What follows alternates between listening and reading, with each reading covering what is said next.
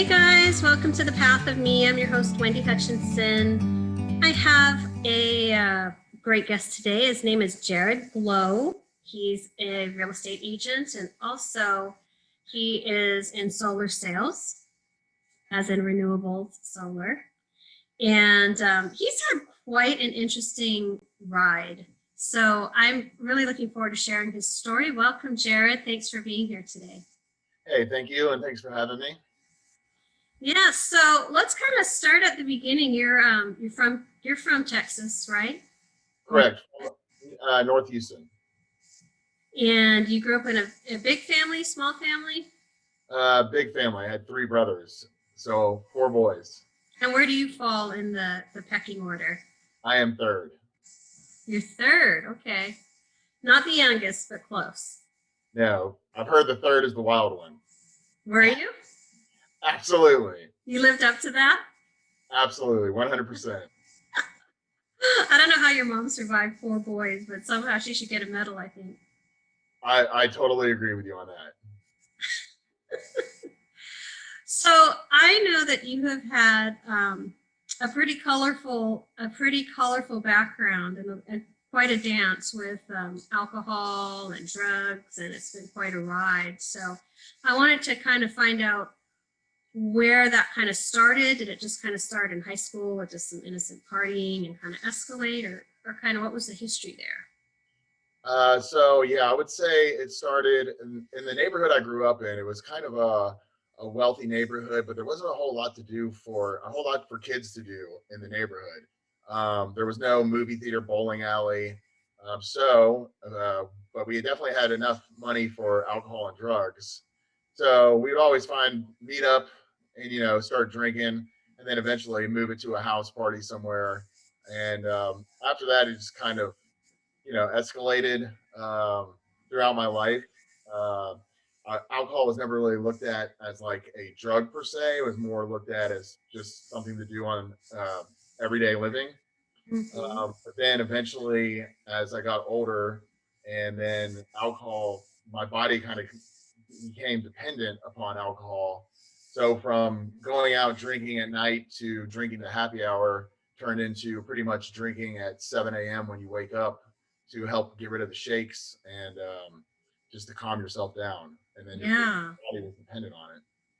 that must have been kind of intense when you start to realize, wow, this is really kind of um, escalating. Or was there even an awareness? Because at first it's just fun and partying with the friends and kind of going out, and then was it kind of a gradual, you know, transition Yeah, to I that? would Or say more gradual, but then also, addiction is very tricky. So it kind of tricks you into believing that what you're doing on a daily basis is normal, but on the contrary, it's far from normal. You're living in this delusional world where you think it's normal, but it's definitely not normal. I mean, drinking at 7:30 in the morning is not normal. it's not a healthy lifestyle, that's for sure.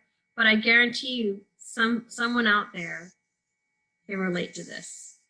Absolutely. And I would say, it's interesting since I've been sober for 22 months now. A lot of people don't realize how big the recovery world actually is. It's interesting. You go out to eat and you'll be sitting there, and your waiter will be like, "I noticed your wristband. Are you in recovery?" And like, "Yeah." And he's like, "So am I." So it's really interesting. You get a lot of people that have been in it that you don't realize how many people are actually in recovery.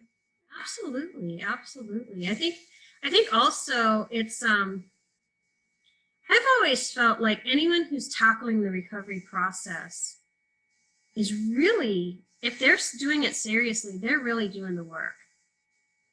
Absolutely. You're really to face your sobriety and actively work it requires Absolutely. a tremendous amount of courage. True. And I say that there's one thing that keeps me sober is the fact that I've accomplished so much in 22 months compared to really not accomplishing much in 22 years of drinking and drugging. It's amazing how sobriety can turn things around and give you clarity, right? Absolutely. Yeah. What did you learn about yourself going through that experience? There's always so many lessons, right, that come from, and when you can look back and go, wow, I really changed and I learned something about myself. Well, I learned that pretty much, if you're in the right state of mind, you can pretty much accomplish whatever you put your mind to. And then you have so much more time to do what you want to do instead of just wasting so much time just in a delusional state, pretty much. I also say, addiction is cunning, baffling, destructive, and extremely patient. And another reason why I stay sober is because I know that it's extremely patient and it's waiting for me to screw up so it can reel me back in. It's going to come after you, man, if you're not vigilant. I think sometimes the most dangerous place is that moment when you're like, I got this. Absolutely. And that's when a lot of people slip and then they relapse because they think they have it. But Right. the problem, what people don't understand is the fact that I can't just have one because one turns into who knows where it will turn into, but I don't want to go down. Right. There's not going to be a good ending, probably. Exactly. I know that in my heart it's not going to be a good ending. I mean, yeah, that's definitely the truth. Yeah. So I know that you were going pretty hard for a while. And what were some of the pivot points for you that kind of got you to start paying attention to your relationship with alcohol? Well, I got rushed to the ER for alcohol withdrawal, which was pretty awful. It was actually in front of my two nephews. And one of my nephews actually said, when they put me on the stretcher to take me out of the living room, one of my nephews actually said, Uncle Jarrod, don't die. You're my favorite uncle. So that was rough. But you would think that would get you to quit drinking, but the power of addiction has a hold of you so much that didn't even stop me. And then eventually, I realized I was on blood pressure medication, heart medication. I was overweight. And then one day after drinking pretty much all day, I was in the shower and throwing up blood and laying in the fetal position in the shower with the left side of my stomach feeling like it was about to explode. I realized that, all right, now I've got a huge problem and I'm probably going to die if I don't do something about it. So that morning, I decided to reach out to a friend who had over 20 years of sobriety just to ask him what path I needed to go on to get to the right places to change my life. So That's pretty huge to have that that aha moment. Yeah, absolutely. Sometimes there's an awareness, and correct me if I'm wrong, but I really think that there's a knowing long before you take action that there's a problem, but there's this pattern where you can somehow just keep justifying the behavior and continue the behavior. Absolutely. And then also, you're in complete denial. I mean, you don't think you have a problem. You think you can do it by yourself. But like I've told many people, I eventually realized that I had a problem. I needed to fix the problem. So I reached out to help to fix the problem because I I'm couldn't do glad it. you made that phone call. So am I. So am I. Yeah, it was early too. It was like 6 in the morning. I hadn't slept much. Oh my gosh. Like laying in bed sweating all night because that's what happens when you're trying to go to sleep after drinking all day. So, but yeah, I'm super glad I made it too, and I'm so thankful for Serenity Light Recovery down at Angleton because that's where I ended up going. Was that a 30-day inpatient or? It was 30 days. Yeah. And I can't. I have nothing but the best to say about that place. I think what people don't realize is if you are, or a loved one, if you or a loved one is struggling with addiction issues, this isn't something that you can just have willpower and make go away.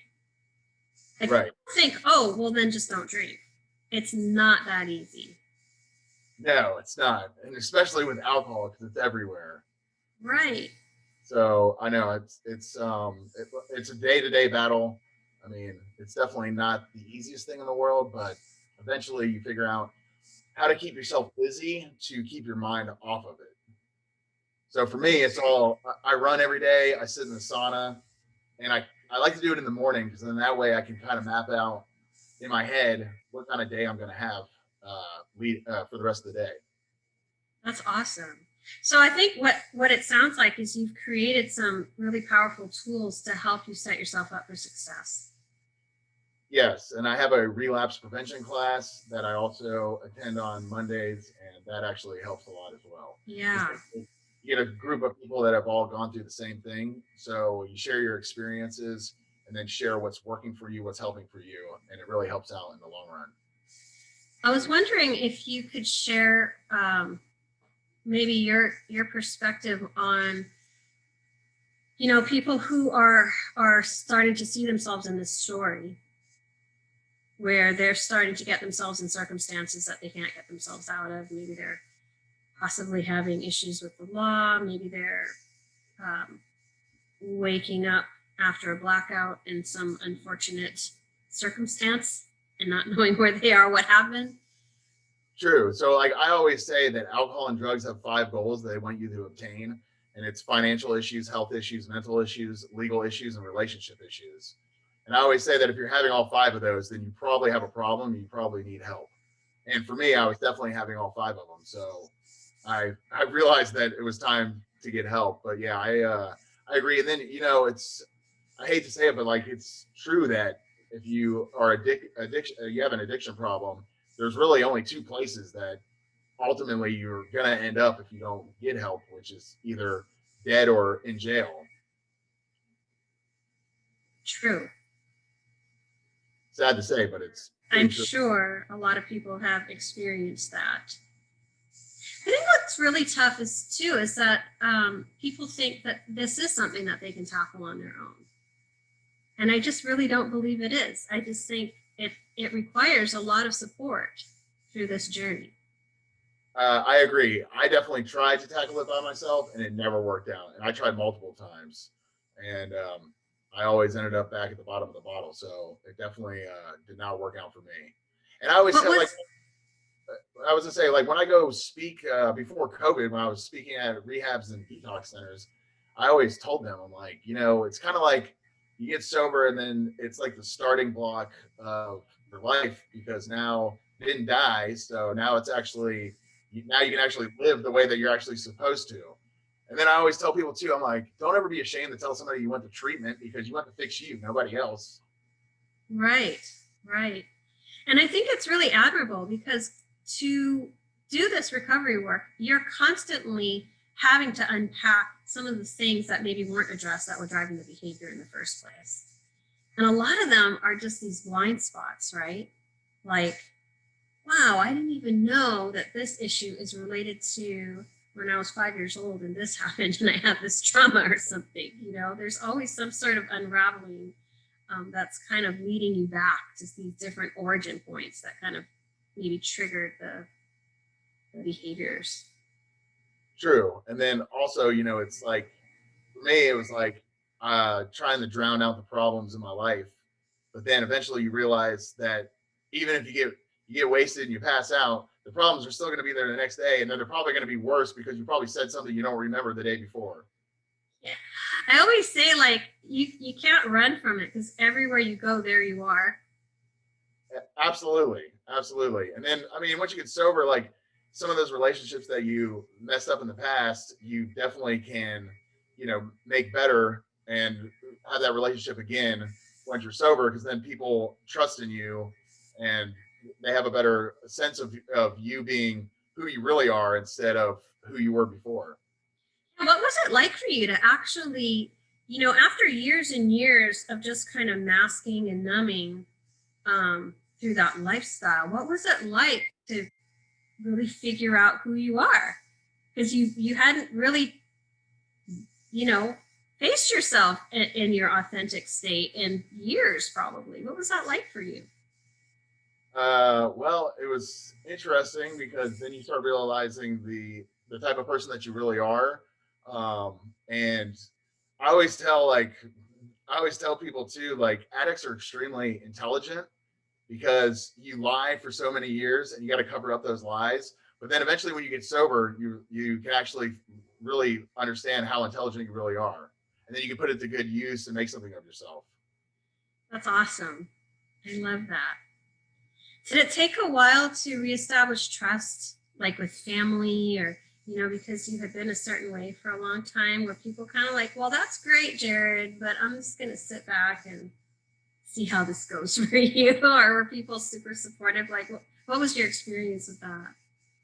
Well, I mean, people were definitely super supportive. And then, like I said, what blows my mind is how many people have reached out to me since I got sober asking for help, which is, I mean, speaks volumes as far as what I'm doing is the right path. Because I always say, like, as long as I can help one person, it's all worth it in the end. You're going to help way more than one person. In fact, Jarrod is on social media. What's your Instagram so people can follow you? So my Instagram is Jarrod Sold It.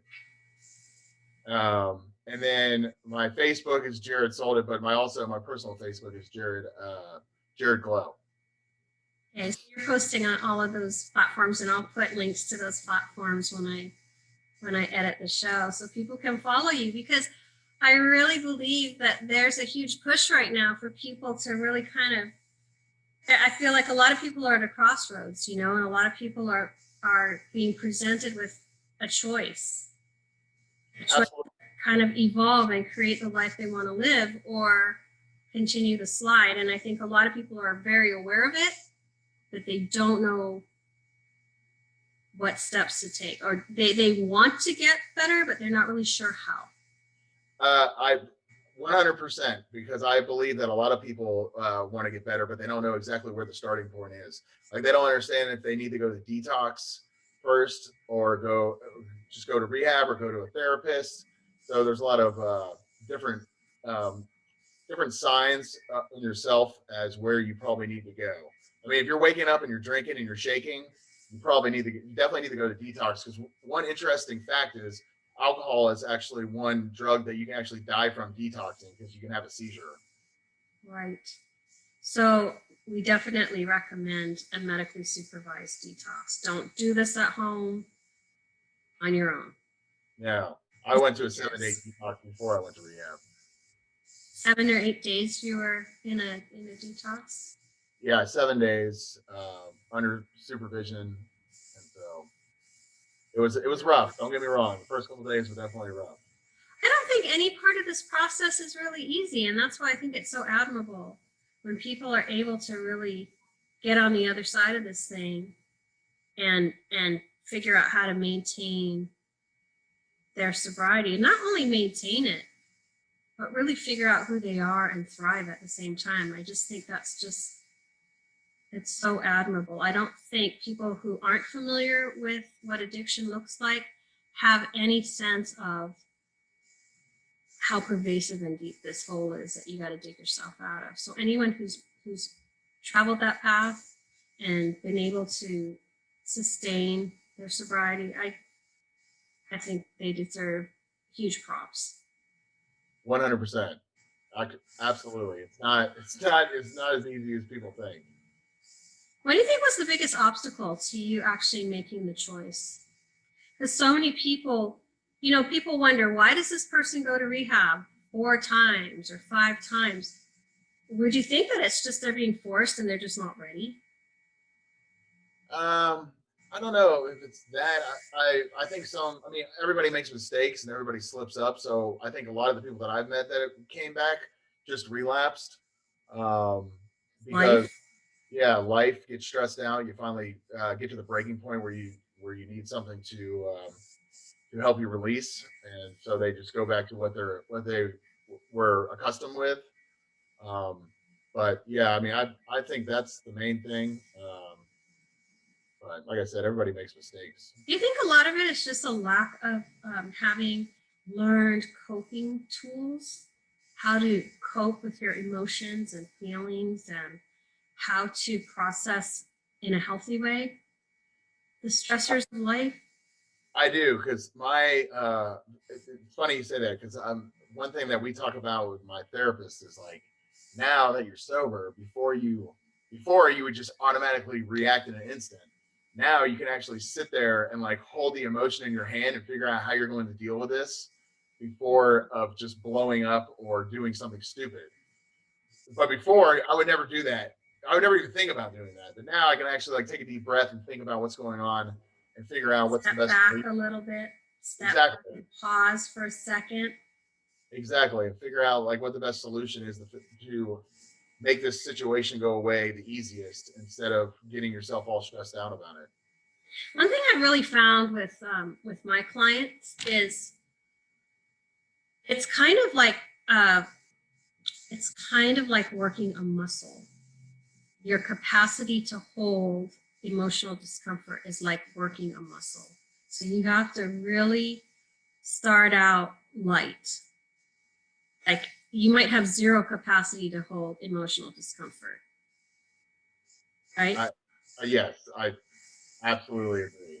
And then you have to slowly, through practice, learn coping skills and tools to help you kind of build that muscle and become like a bigger and bigger container to hold that emotional discomfort. And then the bigger container that you become and the capacity, as the capacity expands, you are able to, like you said, create a little bit of objectivity in the holding of it. Correct. Absolutely. And then it's interesting too, because like, you know, you could be short tempered when you're under the influence, but then you're a completely different person when you get sober. And then you could, like I said, you figure out how to deal with different emotions and different situations. What do you think was the biggest thing that helped you in that area? Was it a change in your perception around how you were relating to things, or was it just therapy, or all of the above, or exercise and getting those, getting healthier physically, mentally, emotionally? Like, what was it that helped you to become that container to hold and process things? Well, I definitely think it was the therapy, and then also exercise, and then also, you know, it's looking at life that now is like a lot simpler because you're not chasing the daily chaos of addiction.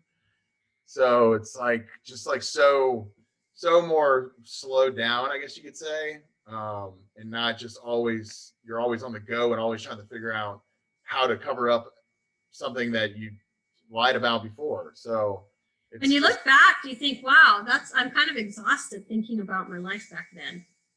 100%. I'm always like, how did I look back and I'm like, how did I even like function on a daily basis with everything that I was putting myself into, that was so unnecessary anyway. And then there's that aha moment when you realize you actually chose that. Like you were actually putting yourself in that situation, like, right? Yeah, correct. I mean, it's just, I mean, I was doing that, putting myself in the situation that didn't need to be in that situation to begin with. Yeah. Did you have like a light bulb moment where you're like, oh my gosh, wow, I actually was choosing that unconsciously really, but I was actually choosing that and putting myself in that situation day after day. Yeah, and you know, actually, that's one thing that I struggle with is I sometimes think about like what I was doing before, and if the Jarrod now saw that Jarrod, I would totally be like, man, that's sad. Like that guy needs help. Like seeing someone walk into a bar at 7:30 in the morning to drink. If I was sitting across the bar now and saw my old self, I would have been like, man, what's going on? What's wrong with that guy? Like what's going on in his life that he's here this early, drinking already? Like it's crazy to think about. Yeah. But you know, one of my favorite analogies is like I always say, like you got to put your mind, think of your mind like a car, because if you put it in reverse too much, you drive in reverse too much, it's going to break down. Just like your mind will break you down if you think about the past too much. So you always got to keep your mind in like neutral or drive, and then always, forget about the what ifs and think about the what's to comes. Such great advice. That's such awesome words of wisdom for anyone who's definitely being kind of haunted by their past. And I think so many people are, even people who aren't, experiencing addiction. So many people have shame about things they've done in their past, or trauma, or, anything that's been really difficult for them to reconcile and deal with. But really, every experience we've had, I really try not to judge the past, because the past is the building blocks of who you are. And we always take away some of the biggest lessons come from the deepest, darkest events in our lives. Like, Absolutely. you don't grow from having a perfect life. You don't grow from a fairy tale life, because if you don't ever have to go there and deal with your shit and go dark and deep, you're not going to be really doing the work to Right. evolve, right? So this is Right. a process. I always say release the strain on the brain and forget the unknown. How do you put this all in a book? All these phrases. These are like awesome recovery phrases. Well, I'm a big quote guy. I love quotes. So I have a whole list of quotes that I like. You should create an app, Jarrod. Addiction app with these quotes. Jarrodisms. Jarrodisms. I love it. That would be great. You'd help so many people with it, That might be something I need to look into. Yeah, let's add that on to your already busy life. Hey, I can make time to if I need help. What inspired you to start running? I'm curious. So my dad's run like 7 marathons in his life. Wow. And then all my brothers are crazy athletes. So they've always been running, and I've always ran. I love running because it's, like I said, it's literally like my release. It is like my stress reliever. Like, I can't find anything else that's better for me, especially now that I'm sober. So yeah, I've ran a couple half marathons, and unfortunately I broke my leg, so I have some screws in my right leg, so I don't plan on ever running a full marathon because that's just a little too far, I think. Yeah. But yeah, I just like to put my music in and run and just think about everything that's going on. It's a good release, right? It's my favorite. It's kind of a good way to start your day too, because think about who you are. You are setting yourself up for success every day when you do that. Absolutely. And it's like another thing that I love is a thing called PERMA. So it's a new theory of well-being, and it stands for positive emotion, positive engagement, positive relationships, meaning, achievement, and accomplishment. So if you can figure out how to have all 5 of those in one day, then at the end of the day, you've probably had a pretty good day. So you find that? Was that something you read? Was that a course you took, or what, a therapy? So that was actually given to me by my therapist. And I've kind of stuck with it ever since. You must have a great therapist. That I do. Over at the Levitt Center in Montrose. Levitt Center is not too far from my home. I literally live 5 blocks from the Levitt Center. It's a great program. That it is. I've been going there since I got out. So if you're in the Houston area and you're looking for some recovery support, I highly recommend the Levitt Center. And I'll put that information in the comments also, and a link so you guys can check it out if you are seeking some sort of recovery. They also have a 30-day inpatient program called the Prairie, which is a couple hours from Houston. I live in Houston. Jarrod lives in the Houston area as well, but they do have the Prairie, which is a great 30-day inpatient program, solid recovery if you are in the area, or even if you're outside of the area and looking for a really solid program. But anyway, what got you to really focus and figure out, how did you figure out who you were, and kind of from that place springboard into what you're doing today? Well, I kind of figured out who I was after a couple months of sobriety, because I took some time off just to work on yourself, because I always every day you should work on yourself. Mhm. And then, I just, so going back to how when I wasn't sober, I didn't really accomplish much. So I tried to get my real estate license like 6 years ago, and it didn't happen. And I wasn't in the right state of mind. So now that I was sober, I was like, well, I should give it another shot. So I did and passed. And I've always wanted to do it. So actually closed on my first house last week and closing on another house next week. Congratulations. That's awesome. Thank you. So yeah, it's hot right now. It is. It is. It's crazy right now, especially the sellers market. But yeah, and then I've always been interested in solar, so I met a wonderful person who owns the company, who is a fantastic guy, and he gave me an opportunity to work for him. So doing both, and I couldn't ask for anything better right now. You're living your best life, man. Absolutely. I know, that's what I'm saying. Like, one thing I always remind myself is like how much I've accomplished in 22 months compared to 22 years. Isn't it incredible? It is absolutely incredible. The sky's the limit, Absolutely. That is definitely true. Did you find you had to shift your, I know you shifted your mindset, and did that require you to shift your friend circle or shift what you were inviting into your life? Because I assume you were hanging out with people who were doing the same thing you were all the time. True. So whenever I was going out all the time, my circle of friends was huge, but most of those people were just people that you hang out with when you're out and about and getting wasted. So now my circle of friends is smaller. But I feel like the circle of friends that I have now is a way more stronger connection to than I did when I was just randomly be friends with anybody that would drink with me. Yeah, I think drinking does create isolation in the fact that it's kind of it's just a real surface kind of relationship if it's just based on drinking. You're kind of next to each other, but you're not really interacting in a deep or meaningful way. Right.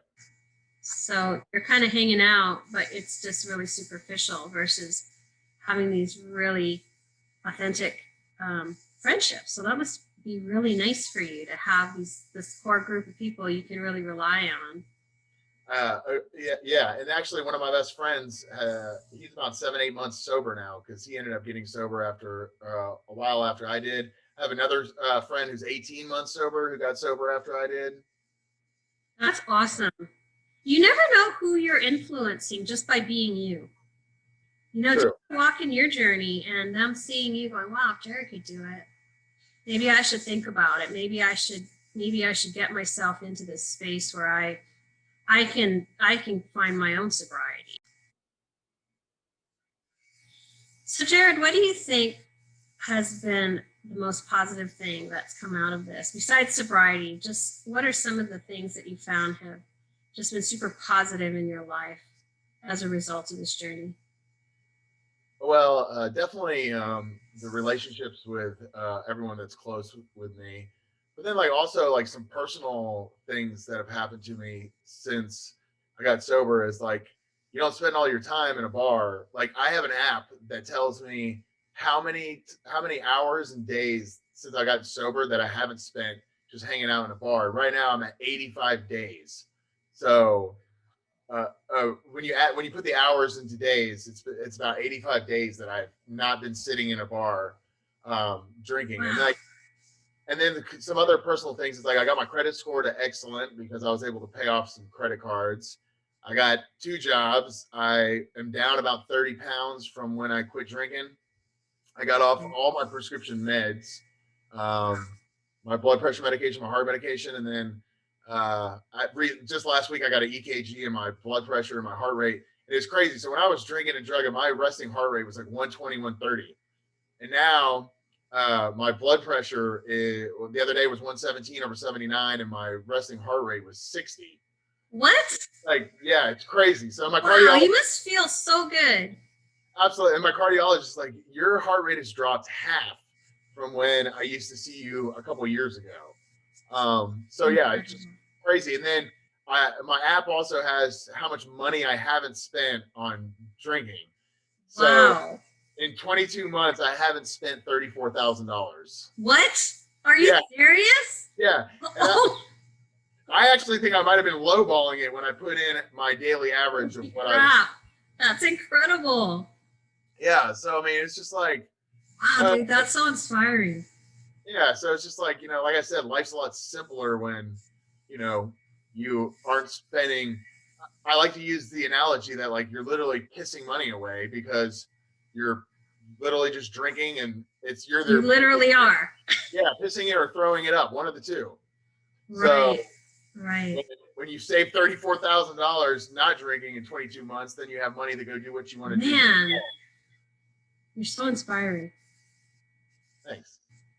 So that's incredible. I'm still just that number is still just circling in my mind. I'm like, wow, that's so incredible. Because you think about it, if you go out to a bar to drink, you also got to think like if you're taking an Uber, if you're getting fast food on the way home. I mean, there's a lot of things that pile into going out to drink. And so, yeah. And I averaged that I was spending about $50 a day, which is probably lowballing it. Because like after I got sober for a couple months, I actually went back and looked at old credit card statement because I figured I could handle it now. And there was a Monday that I went to 6 bars before 3 p.m. Wow! Wow! On a Monday, yeah. How did that hit you? Like, were you like, wow. Me, it's sad. I look at it like, man, that's terrible. Like, what was I doing? Like I said, living in that delusional world, just you think it's normal, but it ain't normal. Wow. That's really something. But you know what? I know there are so many people who are listening to this who know somebody or who are doing the same thing. So that's why we're having this conversation, because we want you to know that it doesn't matter where you are in your process. You can shift if you feel you're ready. When you're ready, either that or maybe life circumstance, maybe a near-death experience or something. There might be a moment where you kind of have that come to Jesus moment and go, wow, I'm really ready to do this and I don't know how. Yeah. Reach out to somebody who's sober. DM Jarrod Glow on Insta. Yeah, because there was times before I got sober that I would like have a text message written, but I wouldn't send it because I'd be like, nah, I don't need help. I can do this. I got this. And then unfortunately I never sent it. And then eventually that one morning I was like, this, I'm done. I'm so glad you got to that space because you've really changed your whole life. And it's so inspiring to see somebody who has been able to really work this. And it is work. It is daily work. It's not something you can get complacent about. No, because as soon as you think you have it, that's when it comes back and gets you. It's patient. It's going to be waiting for you. It only takes that one drink too, right? It's like he just can't even go there, I don't think. True. I mean, that's another thing. I'm scared shitless what would happen if I relapsed. Like I said, there's no on-off switch with me. Yeah. Well, at least you know that about yourself, so that kind of keeps you in check. I bet your relationships have improved like 1,000%, just with everybody, family members, significant others. Absolutely, every aspect of people that I want in my life, the relationship has definitely gotten a lot better. I know you share your story and you do some public speaking. Do you go to the same place and share your story, or are you available if people want to have you come talk to them, their group, or?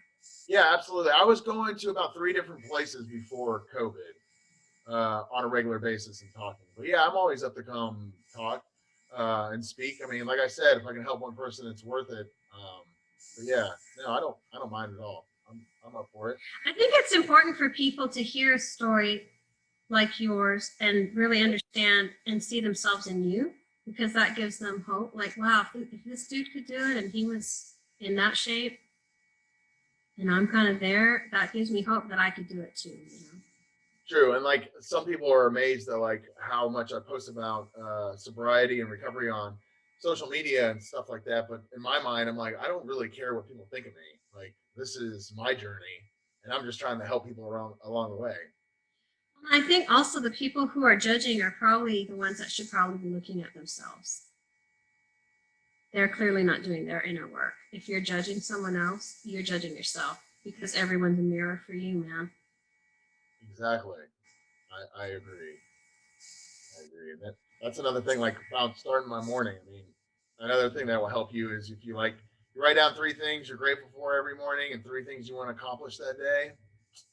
It will definitely put you in the right mindset for the rest of the day.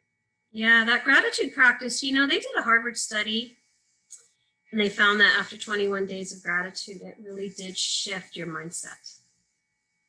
It really does. That's something that every client I have, I ask them to begin a gratitude practice. And it really, over time, creates a shift in your mindset because instead of looking at what you don't have or being frustrated, you really find gratitude in where you are right now. Yeah. And then I was like, another thing I've always told people is like, you get sober for like 6 months, write down everything good that's happened to you in those 6 months, and then go back and write down everything good that happened to you when you were drinking and drugging, and then compare that list and let me know which one outweighs the other one. I don't think people have a very long list for the drinking and drugging part.